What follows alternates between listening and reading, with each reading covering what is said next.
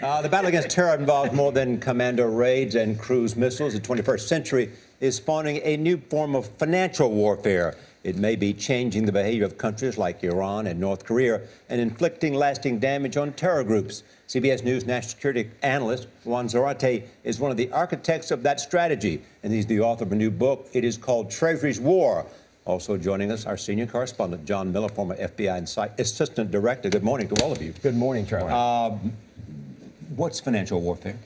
It's the use of financial power and influence to attack our enemies and to ensure that America's national security interests are met, Charlie. And post 9/11, this became an integral part of how we did business. And how do you do it? You do it by enlisting the private sector. You isolate the ability of our enemies to access banks, their ability to engage in commercial activity. And in a globalized system, it's really not just about freezing their assets or following the money, but also not giving them access to a globalized system. Any group that wants reach, that wants to imagine the ability to go after the United States, has to have access to money, has to have global reach using the financial system. And money is very important, but this is the thing that people should know about you, Juan Zarate. I have to say, it's not a beach read.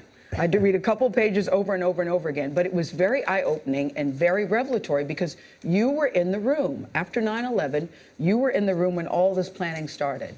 And you guys were told to do what? The Treasury Department was told to use all its power, influence tools to go after al-Qaeda and terrorist groups' financial infrastructure. Disrupt, dismantle this group so they can't attack again, but also so they can't attack in the future.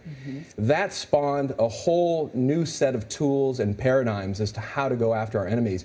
And it wasn't just how we used it against al-Qaeda. It became how we used it against Iran, North Korea, organized crime groups, drug cartels. It's now an integral part of how the national security of the United States is thought about. And having covered the White House, you hear the administration talk about this a lot, specifically with Iran and terrorist groups, North Korea and al-Qaeda. What about like what's in the headlines today? Al-Shabaab, this kind of group out of Somalia.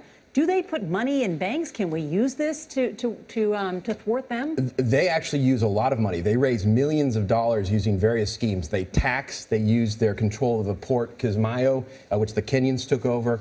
They have trade-based money laundering system, exporting charcoal, importing sugar. They raise millions of dollars. Can we block that? Or you can do that. The interesting thing, Nora, is even within formal groups or local groups, they have to access the financial system. If they have real money, they have to access the banks, they have to access non-bank financial institutions. So you can use these techniques. It's harder, though. And with countries like Iran, it's much easier. And this is why, Nora, you've heard from President Rouhani, the first thing he wants is relief from sanctions, but the thing he wants first is to plug back into the banking system, because that's what's hurt the Iranians most. Yes, that's that 311 rule I was reading about. That's exactly right. Look at some of what's going on right now, though, on that count. You know, right here, around the corner on Fifth Avenue, there's a big giant skyscraper which sits on the most expensive real estate on the planet, you know, Fifth Avenue in the 50s. And this was owned by the Alafi Foundation, was seized a few weeks ago by the federal government because they traced the money to Iran. That's right. So can the enemies use it against us now, John? Financial warfare, can they use it against us? You know, they use it, but in a different way. I mean, if you look at places like China and a number of other countries, they're, instead of using the moral high ground in the international financial community, they're doing the opposite. They're taking their cyber capabilities and actually stealing trade secrets from U.S. and Western corporations to boost their own economy. All right. General Alexander calls it the biggest transfer of private wealth in a long, long time. That's exactly right. Juan Zarate. You can always remember how to pronounce Juan's name. It rhymes with karate. Juan Zarate. Thank you, Nora. Yeah, Appreciate that. right? I think you told me that. That's right. Treasury's War is on sale now.